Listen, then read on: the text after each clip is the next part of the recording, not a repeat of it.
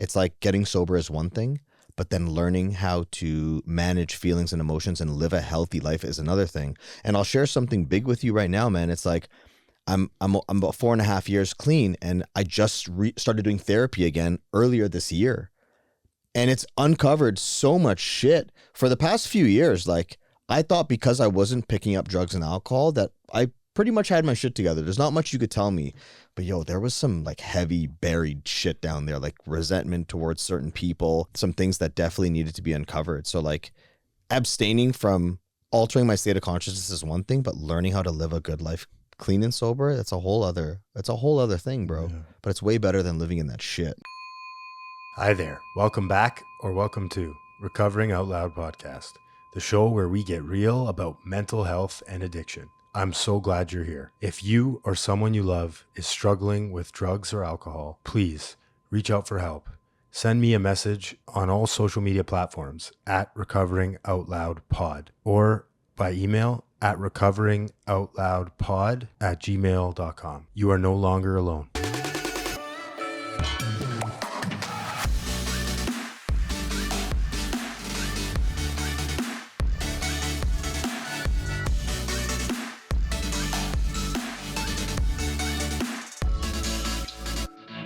How'd you get filming this? And what do you mean? How'd you get into this? Yeah. It's fascinating. Yeah. It caught my attention. I found it organically. Yeah. It's funny how that happens, eh?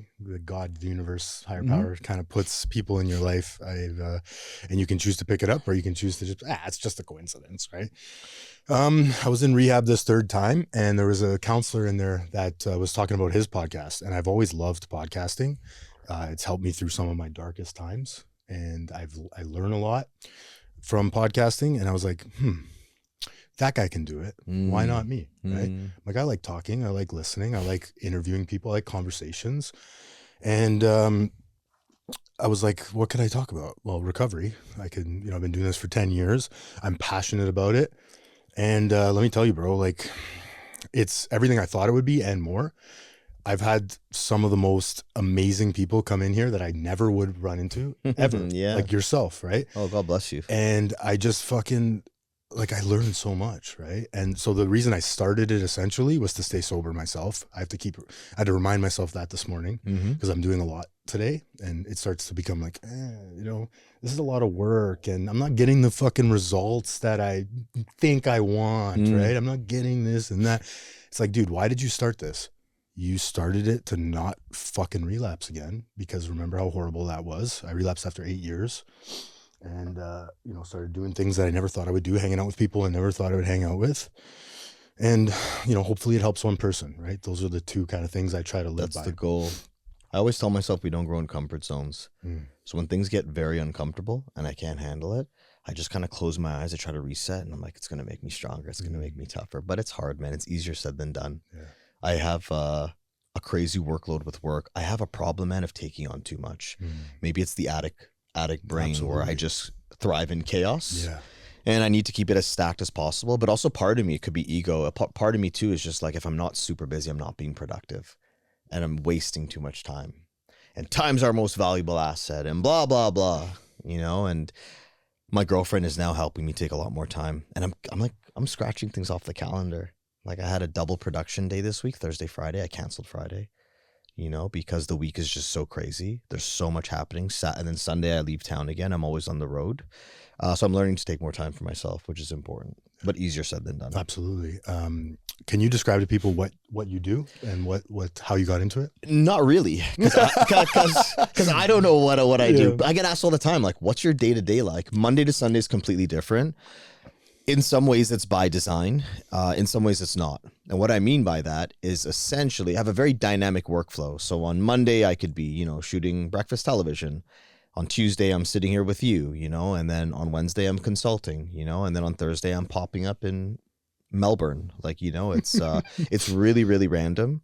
Like, for example, this week I'm here with you. We have a big production day where I'll shoot organic content this week, and some brand partnership work. We have some brand partnership stuff for PC, President's Choice, McCain fries. Nice. They brought out some like Indian type fries, so I'm doing like this loaded. Anyways, you got to see the video. And then Sunday I'm on a work trip in Turkey, Istanbul.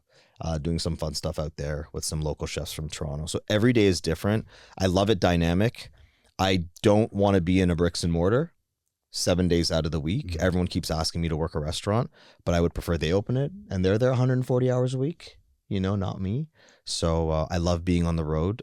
You were talking about this earlier about how much you're learning. I just want to learn.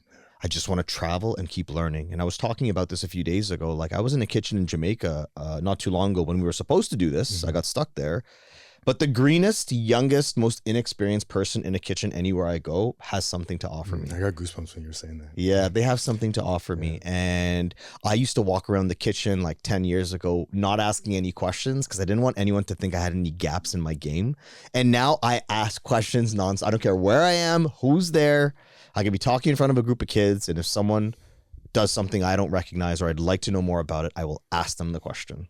And yeah, so very dynamic workflow. I just want to have lots of fun, inspire people to cook, serve my neighbor, and enjoy this life to the fullest. Yeah. I love that, man. Humility, right? I can learn something in every single situation. Every time. Every single situation. And the minute I'm not open to it, first of all, like I can think about how many relationships I could have had with people that I wrote off because I'm better than you, or I know more than you, or you don't know shit. Like think about all those little micro interactions that you could have when you're just like, or left the wrong impression with them being a dick. Right. You mentioned humility. My favorite quote in life is about humility.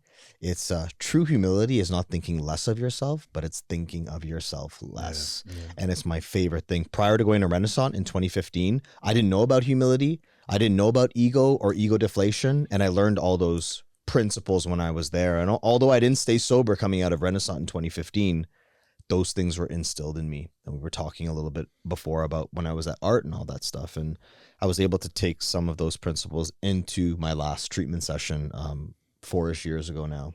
Humility is a big one. Congrats, man. It's amazing. God bless. What a miracle, eh? For guys that, I don't know about you, but couldn't put 4 minutes together at some days of sobriety, and then we come in and we put 4 years together. And bro, I was a mess. I was a mess, and all my daily mission was to convince everybody that everything was good. Like it was constantly a mask. So exhausting, right? It was, you know, I was talking to this therapist about this, and he's like, what happens when you wore the mask? I was like, I could be this different person on the outside, right? So like I would appear to you the way that I want you to see me. And then he's like, what else does it do? And I was like, he's like, it's a two-way thing, right? So like I project this image of what I think I want on the outside, but he's like, nobody can see the real me because you can't see in. So it's a two-way thing, wearing the mask. And I never looked at it that way before. And it was like kind of a double whammy for me, you know? And I do my best to try to be like as genuine and authentic as possible now. And that leads me into being vulnerable.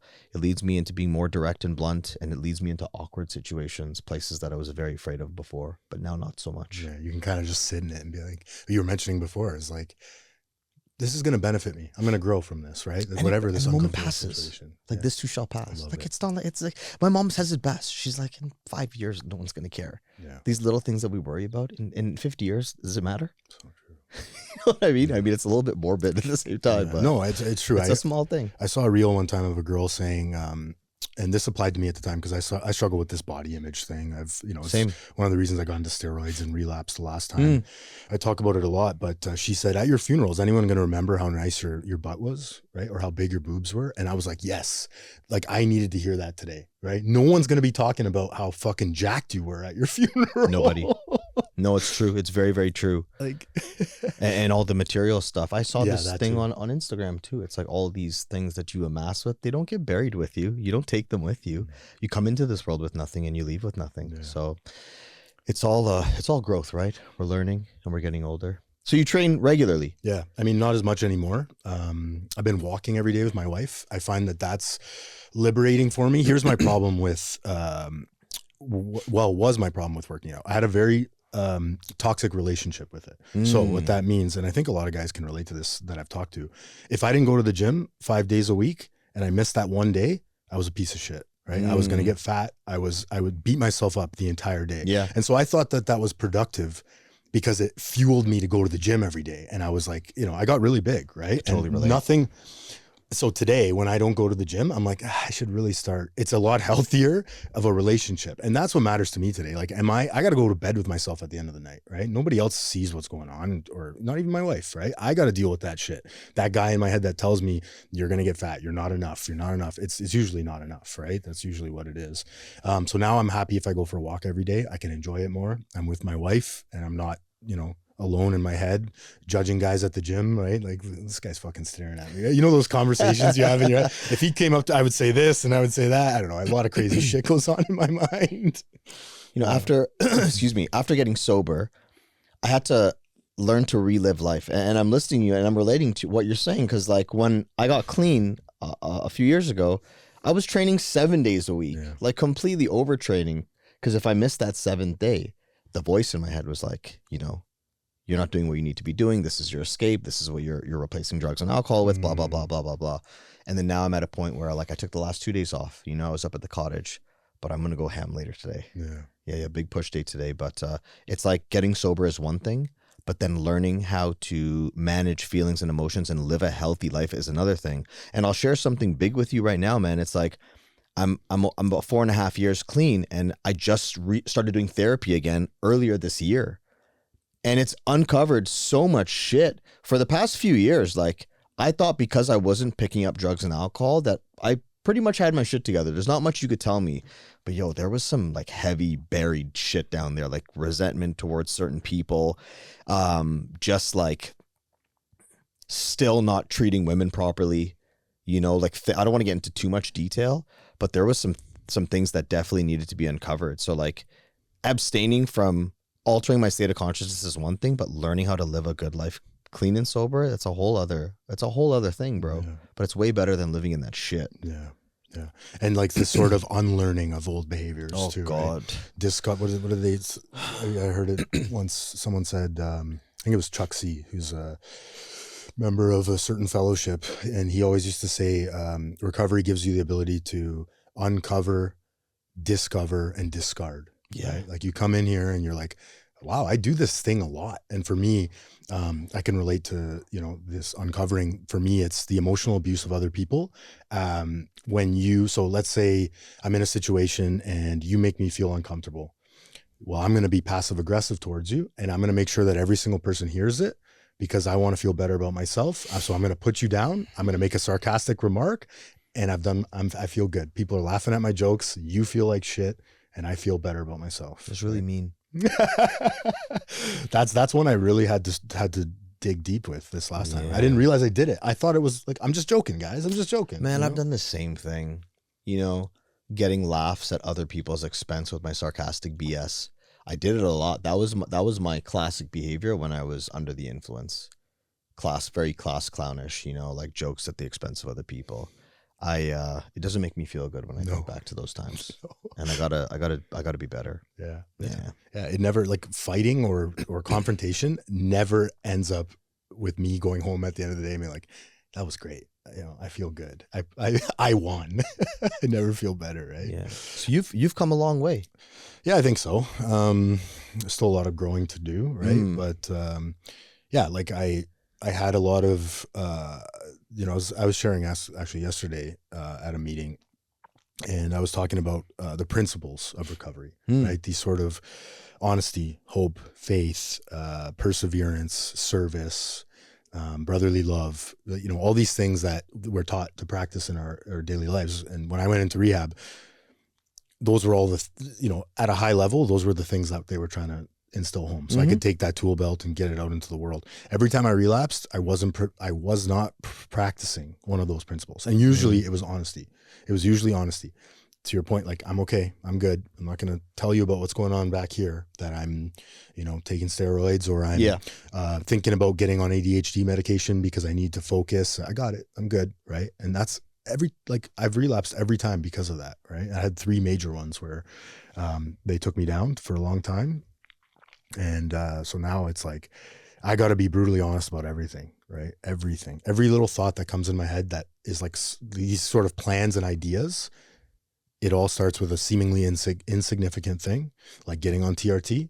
At the time, It's totally insignificant, right? I didn't think anything of it. And I'm not saying that everybody that gets on TRT is going to relapse, but for me, it led me to that, fuck it. You know, I'm doing this. Might as well take a little bit more. Might as well buy Anavar and all these other steroids, right, that I'm looking into. And then I'm not telling anybody. I'm not telling anybody. Next thing I know, I have Adderall in my hand. And I started abusing that. And I'm smoking meth, you know, in a trap house somewhere 4 months later. It was a bit of a gateway situation. Absolutely. I feel like, not knowing you very well, I mean, I think I reached out to you. Yeah, you because did.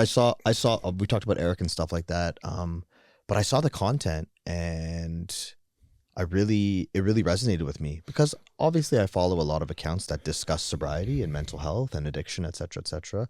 But there was just something that seemed very raw. I mean, one part of it is you've worked with guys and people that I know intimately, you know, throughout the program, you know, not intimately, but very well, I guess.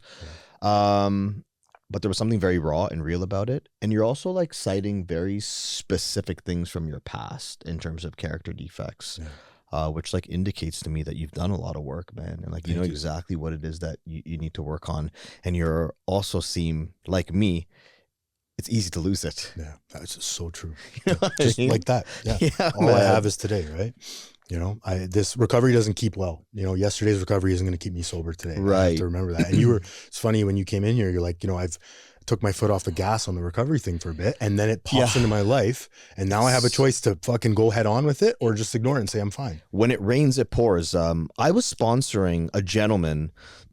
He's a gentleman now. I was sponsoring this kid a few years ago. It's funny. He reached out to me online because he saw me celebrating Caravana in Toronto. I was at one of the fetes, one of the parties, and people are just losing their mind all around me. We're jumping up and down. There's flags in the air. There's whistles. There's loud music. There's booze everywhere.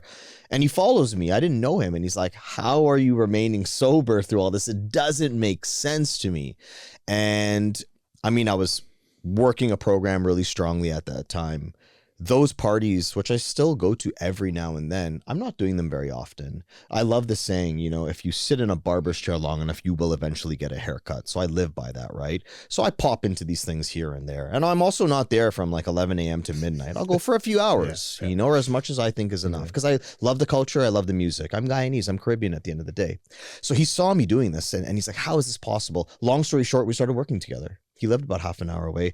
I took him through the entire book. I spent a lot of time with him, but he kept relapsing. He kept relapsing and stuff like that. He eventually found another home group in the east end of the city. He found another sponsor, and I think he had enough. And his I don't need to get into details, but some personal stuff had evolved on his end with his marriage and stuff like that. And guess what? A few months ago, he's like, Dev, I'm approaching a year.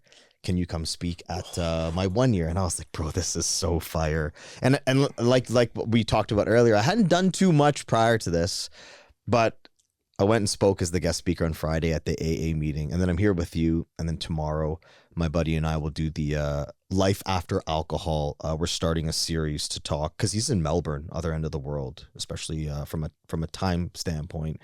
So yeah, we're doing that live stream tomorrow. That's on Instagram Live. What's that? Instagram That's Live. on IG Live at 9 p.m. Eastern Standard Time. But it's just interesting.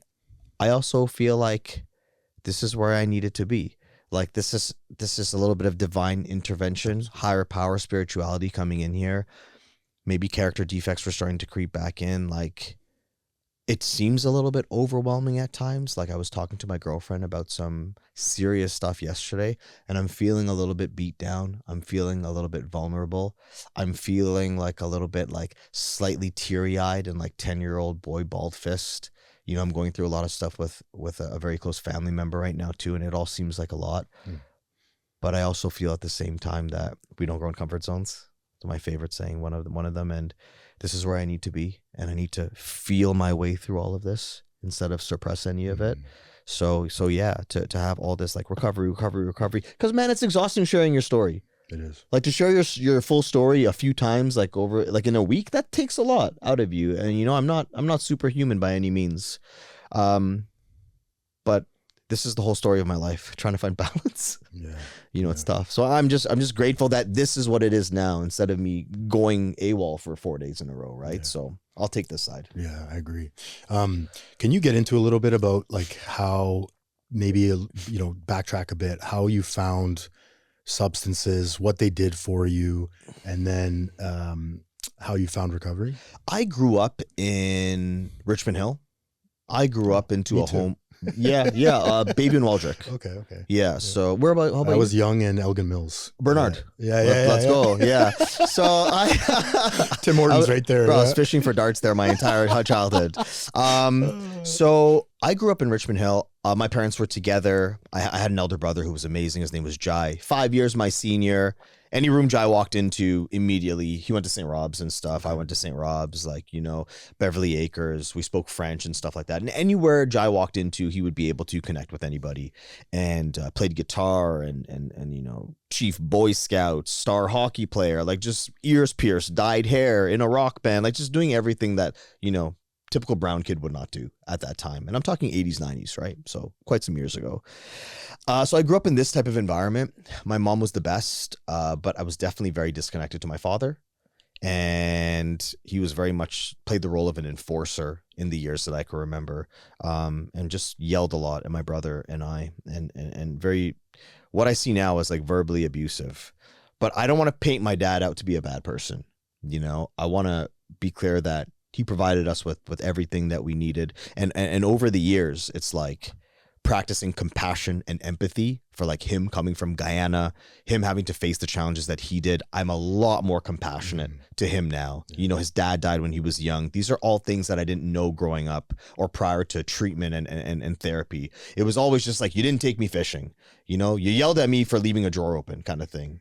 Instead of me being like, he was just doing what was best for us. So like, man, like when I went to treatment, bro, this last time, my goal in treatment a few years ago was to go get clean, but still find a way to resent my dad, which is sick to think about now, but that's what I thought I could do. Obviously that doesn't work. So anyways, I got introduced to substance at like, I think it was 12 or 13 years old, marijuana. And from that first puff, I felt weightless. And it was almost like you placed a warm scarf around my neck or a blanket, and it gave me a hug, and it just gave me like a community of guys to be with, of people to be with. And it made me feel something other than the way that I felt without it. And I found solace in that place. So as the years went on, any substance that I could ingest to alter my state of consciousness became a happy place. And I found a lot of comfort in that place. It made me less awkward in social situations. It made me feel more than because I felt less than before. And over the years in therapy, I've learned that I was lacking love as a kid. I was not getting it from where I thought I should have been getting it. So I was just changing the way that I felt to feel the love, missing love. I do believe that we are biologically hardwired to receive love from not one but both of our parents, and yeah, so I just used and used. Fast forward into the future, like maybe several years, I'm 21 years old, and I get a phone call from my mom. She's like, "You have to come home right away." To give you some context, this is 2006. Okay, 19 years ago. She's like, "You got to," and I'm 21 years old. She's like, "You got to come home right away." I get home, I find out that my brother died. So my brother died pretty gruesome, man, suicide. We never got to the bottom of it. And I never got to say goodbye. And like, I was already an addict. I was already an extreme user of whatever was in front of me prior to this happening. Excuse me. But this just gave me like free range to just go off the deep end. My brother died. You can't tell me shit. So my drug use and the escaping and numbing just went absolutely crazy. And that was my, I don't know if I want to call it get out of jail free card, but that was just what I waved in people's faces, right? Like, yo, my bro died. Like, don't tell me shit, kind of thing. And the drug use and the numbing and all that, it increased and increased. And while this is happening, I'm becoming a chef. I'm on TV. I'm traveling. I'm doing all these things throughout my 20s. But we were talking about this before. My whole goal is to convince you that everything's okay. So I just become a master manipulator. And this is something that since I was a teenager, I'm just full of deceit. I'm cunning, and I'm just trying to convince you. I'm trying to convince you to think what I want you to think, and I'm just an actor. And I don't even know who Devin is. At the core of it, I don't even know who that person is. What are their morals, their ethics, their principles? I don't even know what those words mean or anything like that. In 2015, I ended up going to Renaissance, where I learned about the program. I learned about, I met Eric. I saw people recover as a result of doing the work of 12 steps. And that planted a seed in my head. I came out, I was clean for 10 months, I relapsed, and I was back out again for a bunch of years. And then in 2021, I had just got back from traveling for about a couple months during COVID. And I called Eric, and I was just like, man, at this point, I'd already driven myself to the hospital a couple times, with chest pain. And like, I was dying. I was actually dying. I couldn't stand up straight. I couldn't clench my fists. I was putting on a lot of weight from the binge eating, binge drinking. Like, I was just unhealthy. My knees were swollen. I wouldn't eat for 3 days, then just eat junk food and stuff like that. And I was dying. I remember driving myself to the hospital once, bro, where it's like the chest pains were so bad that I thought I was going to like keel over and crash into something. And I'm walking in like crunched because any sharp movement or any quick movement I felt would just sliced through my heart. That was the pain that I was getting. And I was just like, bro, like, you have so much potential. You're so talented at certain things when you apply yourself. Like, this can't be your legacy, man. This can't be your life. And I called Eric, and he's like, let's get you tapped in. And I got a good sponsor, and I gave it 105%, bro. And I've been clean since May 2021. So that's like a kind of a quick run through of what it was like. Love it. Yeah, man. I'm sure you could relate to some of that stuff. Yeah, 100%, man. I'm so curious. Like, what was it like? This term functional alcoholic gets thrown around a lot, bro. Right? Like, what was it like? And potential. I love that word. That word used to fucking kill me because I talk to so many people now with my job and trying to get them into treatment. And my husband's a functional alcoholic, and it's not that bad yet. Or I'm a functional alcoholic, and I'm going to work, and I'm showing up, and I'm doing all these things. And what was it like? Trying to live to your potential and not being able to? My output was mental. And I was just telling someone this in the car the other day, because we were talking something about like, why didn't anybody talk to you, or like, why weren't people more like, if they were your friend? So, someone asked me, your friends from back in the day that you used to use a lot with, are you still close with them now? And I'm like, this my friend Donovan said it once. He's like, I love them from a distance. And that's what I do. I love them from a distance, right? But I couldn't blame any of them, bro, because it's like, I was on billboards, in those years in Toronto. Like, we would be after partying, you turn on the TV, I'm cooking on TV. And it's like, what were they supposed to tell me? Because my output was so high. But that was all part of the charade, bro. Yeah. It was all part of the charade, that it's like, I worked so hard to build this image of someone who had their shit together, that like, you would question me less about how effed up everything was, right? And that you would look past all this like guilt and shame and like self-seeking behavior and egotistical behavior that was in me. But to your question, like, what was it like knowing I had the potential and not living up to it? Man, it was really like, it was really unfulfilling. At the same time, I was like, I lost my brother, and I should have been valuing my life and like owing it to my parents to live my best life possible. And I was just kind of throwing the dice every day with my life. And man, it was just like a very lonely, dark place. I don't ever want to go there, man. It was a really lonely place for sure. That's interesting that, because, my wife and I were actually talking about this the other day. An alcoholic or an addict with like sort of, I don't want to say no limit on finances, but when you have the finances coming in and your work is good, it is so hard to get sober, because why would you? Like, things are okay. You know what I mean? Even though I'm dying inside. So that's part of my story. In 2019, I'm cooking in India. 2020, I'm cooking in Turks and Caicos for a month, Pakistan. I'm traveling for 4 months, cooking all over the world. And I fly back March 15th, 2020, because I flew from Borough Market in London. I'm cooking there in UK. My mom's like, get your ass home. They're closing the borders. So I came home because I was going to be gone for another month or two. I come back with probably what was COVID and food poisoning.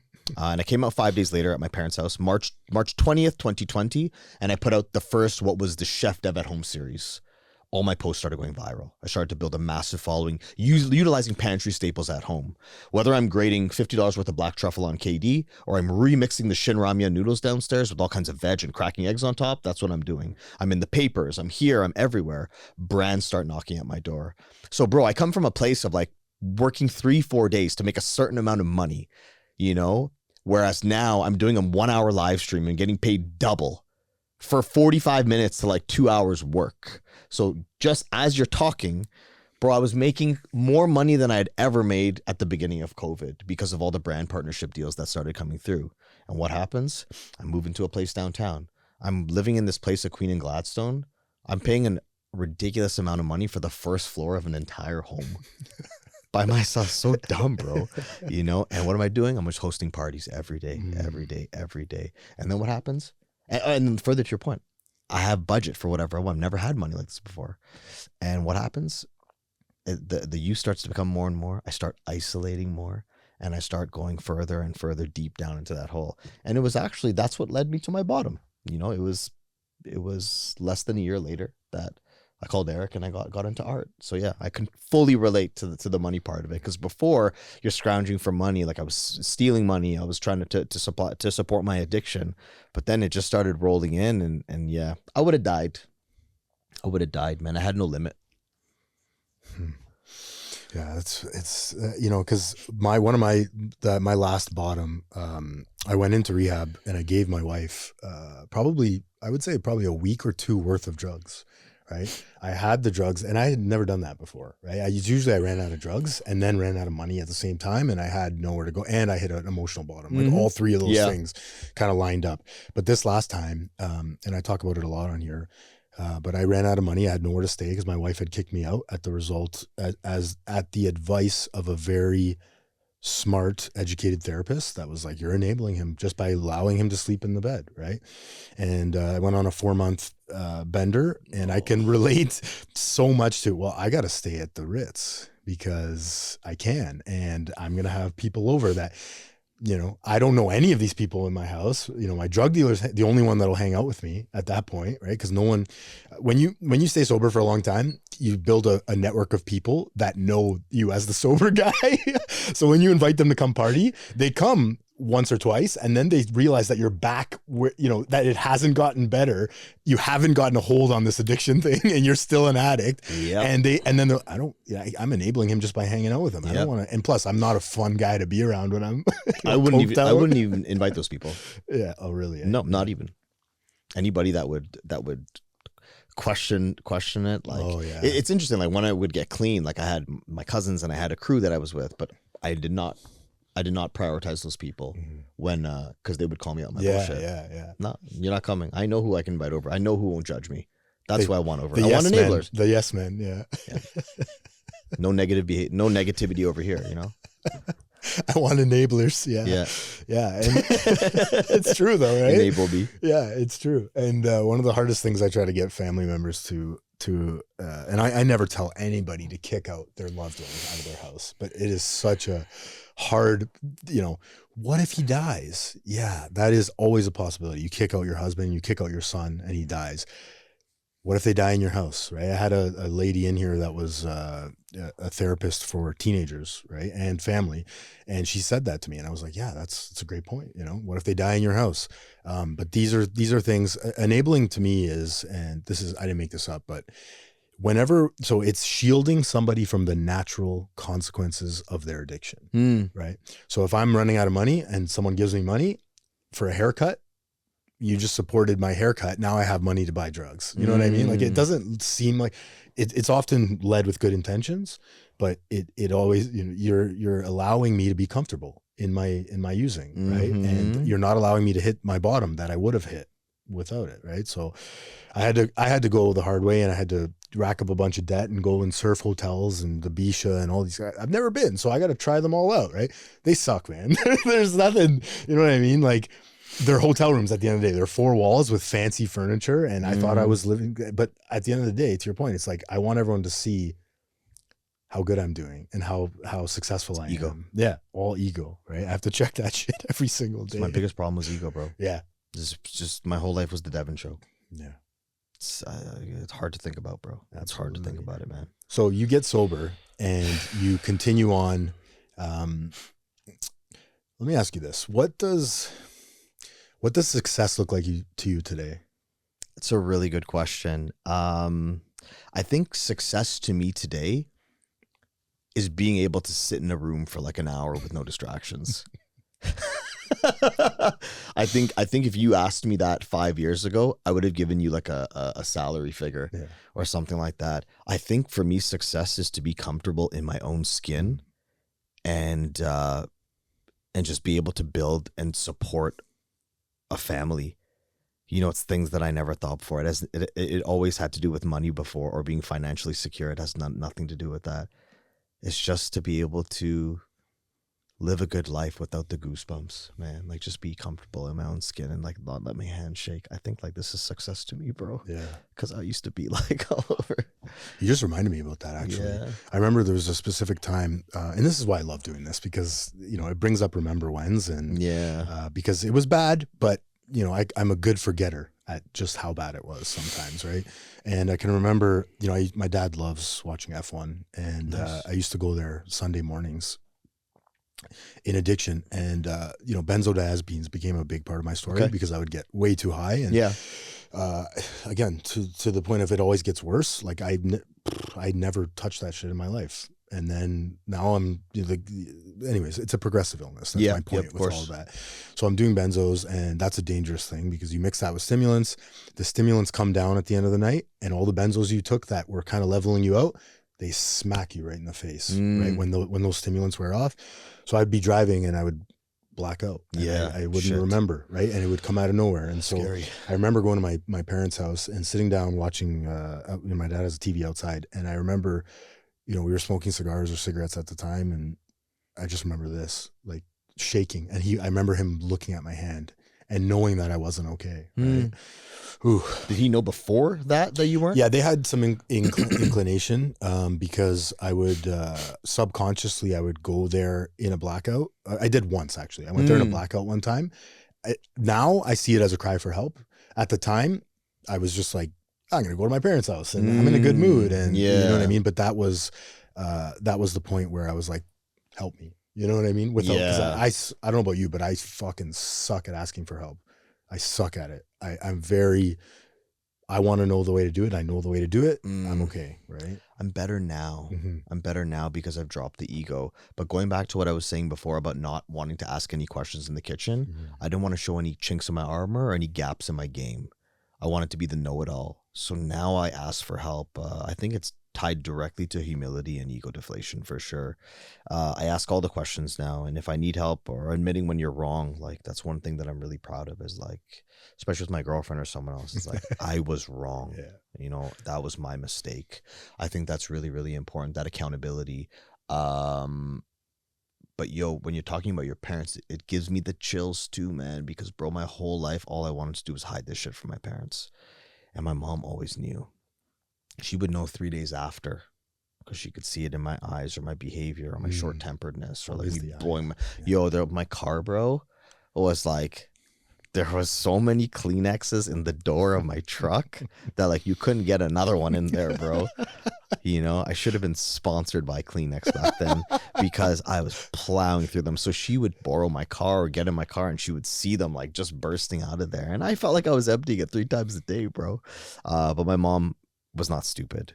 She knew. And she's the person that I feel like I robbed the most sleep of over the years. So that's, I was sharing this on Friday, actually. Like, that's why she's my best friend. That's why we travel so much together. That's why we shoot content together. That's why we spend so much time together.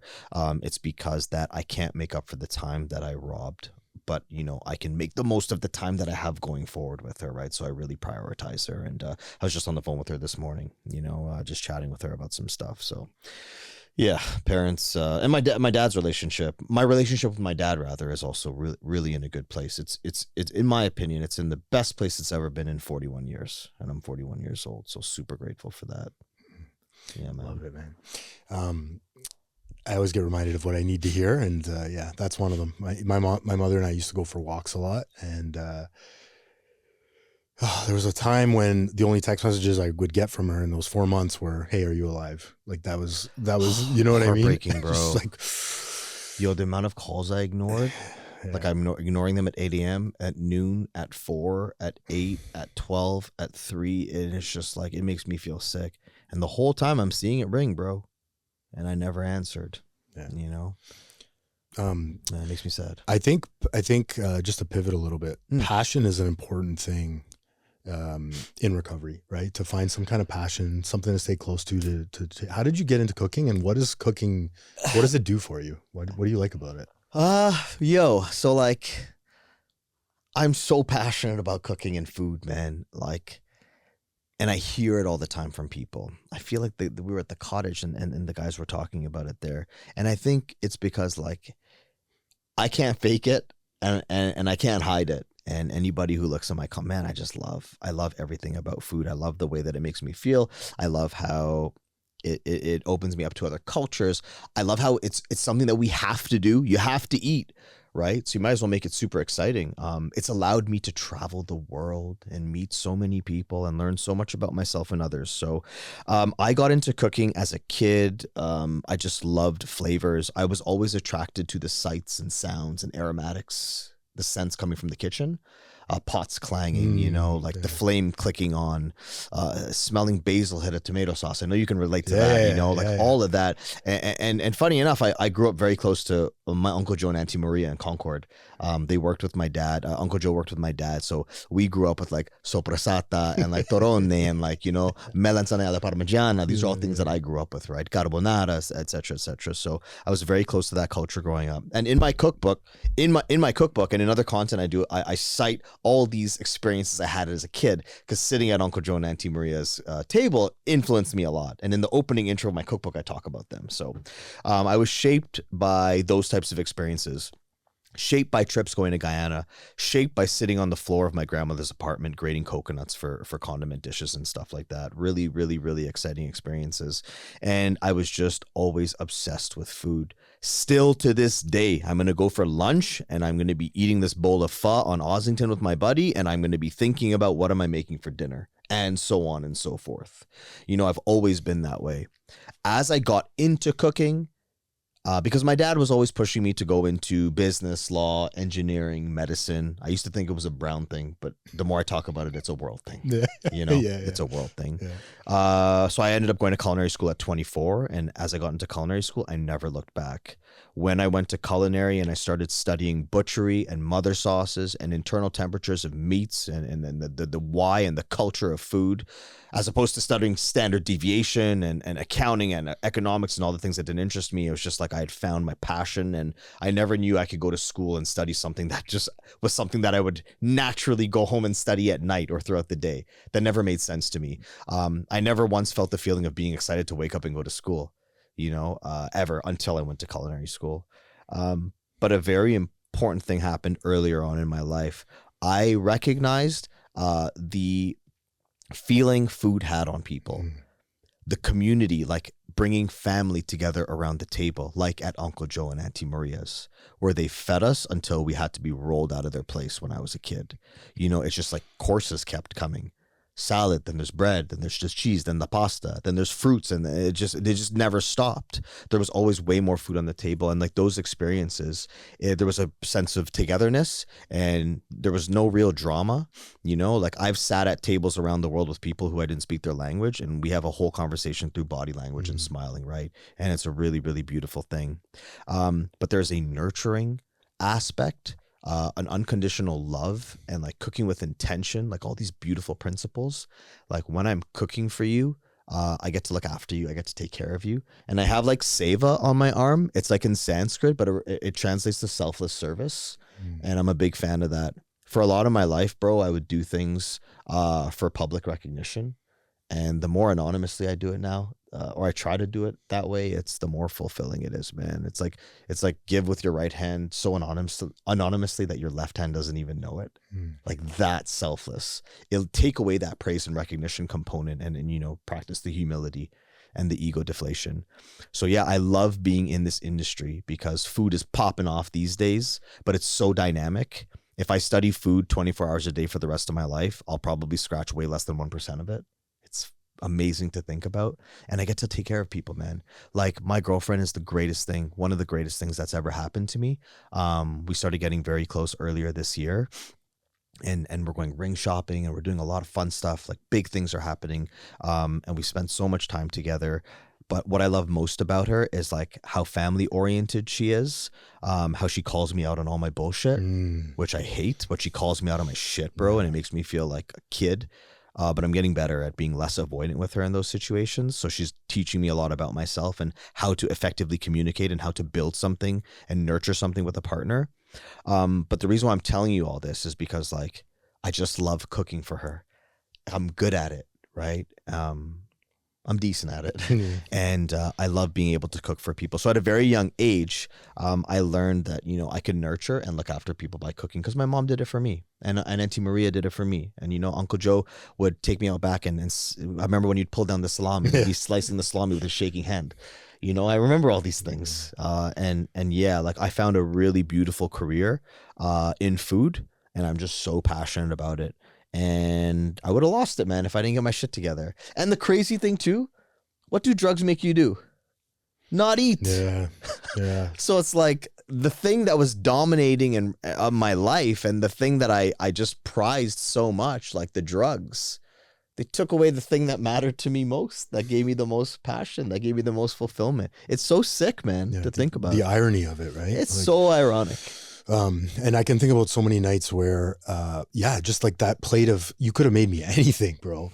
And I would just, I kind of want candy instead, because that dopamine is so low because of all the drug use, that nothing looks compelling to me. I couldn't even stomach candy. I couldn't stomach anything. We would force down protein shakes. Yeah. Just to survive, right? Yeah, just gagging on protein shakes just to push through another day. Yeah. I love the idea too of, what did you said, the left hand serves? Oh yeah, give with the right, like the left hand doesn't know. That anonymously. Yeah, it's like not with no expectations of anything in return. No praise, no recognition, no expectation. Yeah, exactly. And that is service of itself, right? Selfless service. That definitely contributes to your recovery program, and it's like, I'm going to show up no matter what, and I'm not going to respect any praise or results. And when I'm doing those things, I'm not thinking about my problems, right? I'm not thinking about my shit from yesterday or tomorrow, or I'm kind of, there's like a mindfulness involved in cooking. Yeah, as you're talking, I'm thinking about myself, and it's like a lot of my like character defects, bro, and a lot of my past behaviors, it's all like self-seeking, selfish behavior, bro. It's like, just so it's like always like me. Oh, it's always like me. Which is why these things, like the being of service to others and selflessly, it just constantly keeps taking me out of myself, bro. You know, and that's why I show up here, and that's why I'm showing up tomorrow, and that's why I was there on Friday. It's like I keep putting myself out there. I was thinking about it driving to that meeting on Friday. I posted to Instagram. I'm like, imagine Friday night, 8:30, I'm guest speaker, and I'm sharing my story of hope, strength, and courage at a meeting. This is not what my Friday nights looked like. I checked in on Instagram as well, because I'm just in this zone right now where I need to be, where I'm sitting on the dock at 7:45 a.m. in Muskoka, showing the background. This is not what Sunday mornings used to be like. Like, we know what we were doing on Sunday mornings, and that wasn't it. Jumping into a therapy session, you know, sipping some coffee at 7:45 a.m. So I'm just super grateful to be in the place that I am today. And I just need to keep getting out of myself and putting myself in situations that are uncomfortable, because the old way of thinking doesn't want me to be in those places. Yeah. I'm thinking about the blinds that I'm peeking out of on Sunday mornings. Eric always talks about that. The people I'm looking through in the hotel room. That was my Sunday mornings. Bro, right? like at my old condo, I would think I would see the flicker of someone walk by, and I'm just fixated on that for hours. I remember when I first came in and people started to talk about that stuff, and I was like, oh my God, thank God. I'm not crazy. Like, this is a normal thing, right? I'm not terminally unique. I thought I had super hearing, bro. Yeah. You know, I could hear someone coming from a mile away, and no one was ever there. Yeah, never. Yeah. And you get to a point too where you know that no one's there, but you're like, I just there's this little bit of like, maybe they are. I didn't get to that point. I never They're got just there. always there. Always there, bro. Every time. Yeah. Oh man, I appreciate you so much. Thank you for coming down, bro. I appreciate it. Let's end with this. If you could say something to someone that's struggling right now, either getting their passion started or maybe getting sober, what would you say to that person? I get asked this every now and then, and like, I really wish I could. Part of me wants to have like a more like prepared response for this, but I'll just like kind of speak from the heart, I guess. Things that kind of work for me, and I think I might have been a little bit all over the place, but like I just kind of go on tangents and I talk. But I think the best thing that I could say to that is like, if I could just talk to my younger self, because I can only speak from my experience and my journey, right? But if I could go back and talk to my younger self, I would tell myself how worth it I am. I would tell myself to stop caring so much what people thought about me. I took so much power from myself and gave it to other people. And your opinion of me dominated my behaviors and my actions, right? This too shall pass is also another one, because when I was in early recovery, I saw no hope for myself. I'm like, I can't continue this, and I can't keep showing up this way at meetings. Like, I don't want to be here. I don't want to go through, I don't want to feel everything. And like, it just seems so daunting, which is why we say one day at a time. So practice one day at a time, and practice this too shall pass. Because if you asked me a day or 30 days into recovery or 60 days or 90 days into recovery, if I'll be sitting in this chair right now, I would have told you, no, absolutely not. So don't get too far ahead of yourself. This too shall pass. And don't be afraid to reach out. Love it. Yeah, you got to put a hand out and say, I need help. Yeah. I still need help. Yeah, help. Yeah. Amazing, bro. What's next for you, and where can we find you? Yeah, so I appreciate it. And again, thank you for having me. There was something that caught my attention about what you were doing. It's very real and very raw. There was no frills about it, and I love that. At Chef Devan, Devan. I'm on Instagram, TikTok, Chef Devan Rajkumar on Facebook, at Chef Devan Official on YouTube. I'm really easy to find. I like to stay super addict. I like to stay super active. Actually, we didn't talk too much about the functioning addict thing, which we're going to save for next time, because that's a big part of my story. Yeah. There's more things I want to say there. But yeah, I'm all over the place. I'm really easy to find, super active. What's next? I have a really cool show, 2 shows coming out on Gusto TV. It's a food-focused streaming platform, and it's my first ever show. It's called Global Street Eats with Chef Dev. It's coming out in October. Free app, Gusto TV, awesome. And the holiday special. I'm popping up at Queen West in a month. I'm always doing pop-ups in the city. You know Gianluca Ruggieri? He's a very popular local Italian chef. Okay, we've done a bunch of stuff together. So there's lots of cool things happening. Just follow me on social media to see what's happening. I think that's really about it. I'm looking forward. We got to do this again. Amazing, bro. Thank you. Thanks for listening. Please help us grow the channel and like, share, and subscribe for more content. The discussions and stories shared on this podcast are for informational and motivational purposes only. This content is not a substitute for professional medical advice, addiction treatment, or therapy. If you or someone you know is struggling with addiction, please consult a licensed physician, addiction specialist, or mental health professional. You are no longer alone.